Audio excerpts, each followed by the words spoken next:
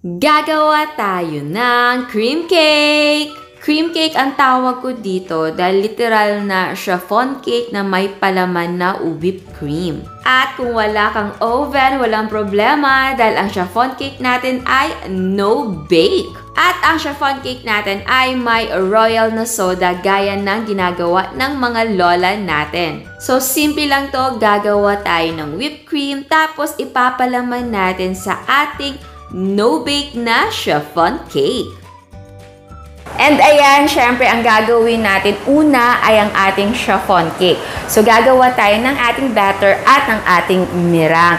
At yung ating batter ay lalagyan natin ng royal. Yes po, 'di ba? Kung naalala nyo yung mga lola nyo before, ang chiffon cake ay nilalagyan nila ng royal na soda. So yun yung gagawin natin ngayon. I-mix natin ang ating all-purpose flour, white sugar, baking powder, milk powder at konting asin. Tapos ay haluin na muna natin ito.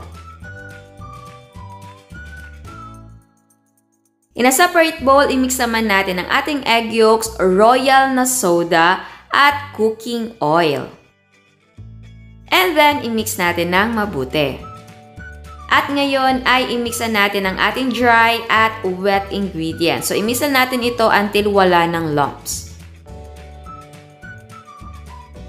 Next naman ay gawin natin ang ating meringue. Ilagay natin sa malinis na bowl ang ating egg whites. Gamit ang ating mixer, i-mix na muna natin ito until foamy.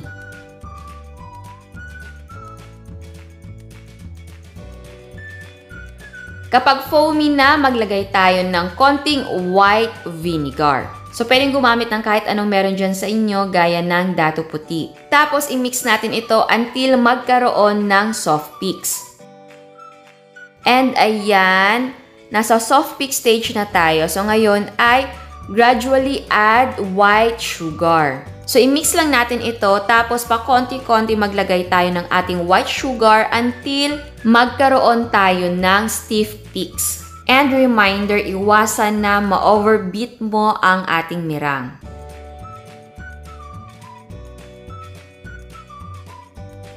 And ayan, meron na tayong stiff peaks. So, okay na to. Kung masyadong malapot ang ating batter ay pwede kang maglagay ng konting meringue tapos i-mix natin ito para maglusa naman siya. Mas madali kasing mag-fold kapag hindi masyadong malapot yung ating batter.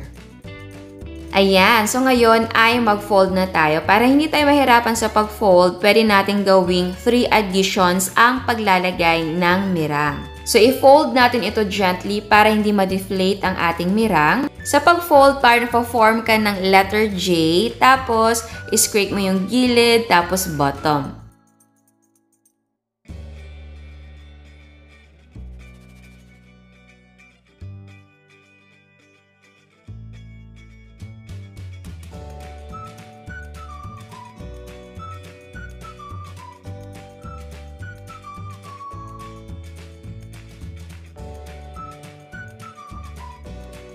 Ito naman na pan ang gagamitin ko. So, pwede naman na ang gagamitin mo ay dalawang maliit. So, bali hahatiin mo yung batter na ginawa natin. Pero, dahil ito lang gagamitin ko, dito ko na lahat ibubuhos yung batter natin. Tapos, dapat lightly grease ang ating pan. Tapos, lagyan mo ng parchment paper para madali lang siyang matanggal yung ating cake. And reminder, huwag kayong mag-grease sa gilid ng ating pan, dapat sa bottom lang para mag-rise yung ating cake. Ayan, so ilipat lang natin ang ating batter sa ating cake pan. Tapos ay ilagay natin sa ating steam basket. At dahil wala tayong oven, lulutuin natin siya sa steam. So, dapat nagpapakulo ka na ng tubig. Ayan, eto na yung ating batter sa ating steam basket. Lagyan natin ng malinis na cloth. Tapos ay kunin natin yung ating takip. Ayan. Okay. I-wrap natin yan. And then, isalang na natin. So, lulutuin natin ito over medium heat for mga 35 to 40 minutes. So, pwede mo siyang i-check. Tapos, kung gusto mo, mag-toothpick check ka para malaman kung okay na. Kapag nag-toothpick check ka naman, malalaman mo kung luto na dahil pag angat mo ng toothpick ay hindi na basa yung ating batter. So, dapat dry na siya or okay lang din kung may nakakapit na konting mga crumbs. And after 35 or 40 minutes, eto na siya. Ayan, so may chiffon cake na tayo kahit wala tayong oven. Tanggalin natin sa cake pan, tapos i-peel natin ang parchment paper at palamigin na muna natin ito.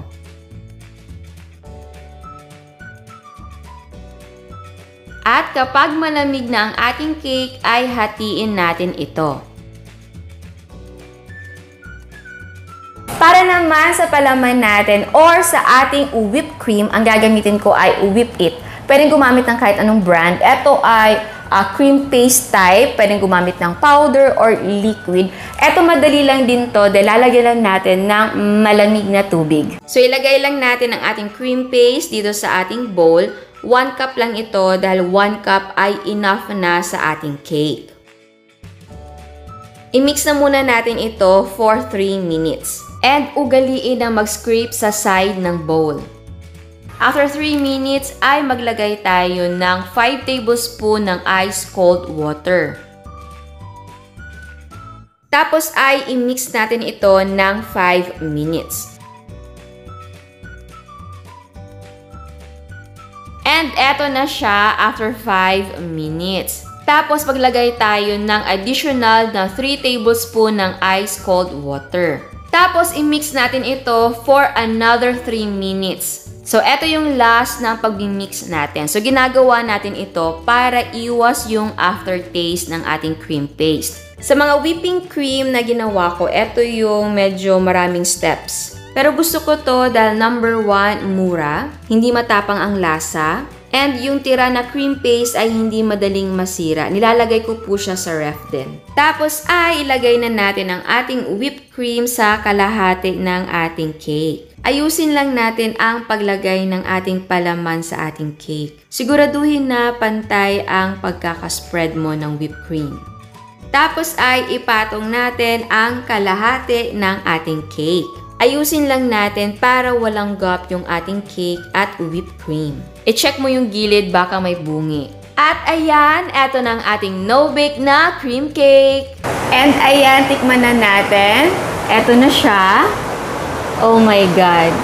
Pagpasensyahan nyo na, naririnig nyo ba ang ulan? Malakas po ang ulan dito sa amin. Kamusta kayo dyan? Yan, so tikman na natin to. And yes, perfect ito sa tag-ulan ka-partner ng kape. Kung nagkakape kayo, or hot choco, or tea. Yan, tikman na natin. Wow!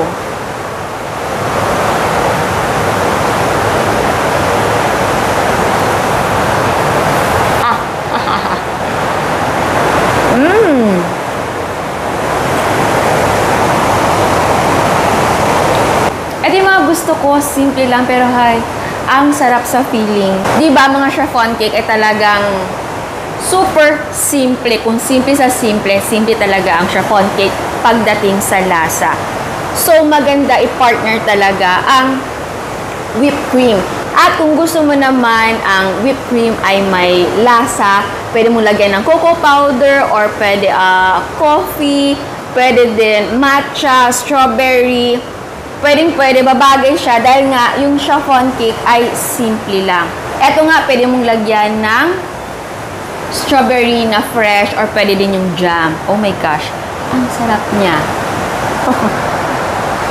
And yes, pwede na hindi bilog. Pwede pwede yung rectangle or square at pwede mo siyang ilagay sa mga clear packs. Pwede mo siyang i-arrange dun sa mga plastic na mga merong square na matangkad, yung mga ganon, yung mga uso ngayon, pwede din. And pwede mo itong i-slice ng ganito nga, tapos ibenta mo siya yung meron ako ng teka. And pwede mo siyang ilagay dito individual, di ba? Tapos ibenta mo or gawin mong pangregalo. Pwede mo lagyan ng ribbon or pwedeng ganito lang, simple. O, di ba? So, ayan, sana nagustuhan nyo ang recipe natin ngayon. Ciao! Pwede mo ibenta ng 60 to 80 pesos ang slice. Again, ang selling price ay madidepende kung magkano ang mga presyo ng mga sangkap sa inyo. At sa mga hindi pa nakasubscribe, please subscribe sa ating YouTube channel And please click the notification bell and please click all para ma-notify kayo sa lahat ng uploads. And please don't forget to like our Facebook page and follow us on Instagram. Thank you!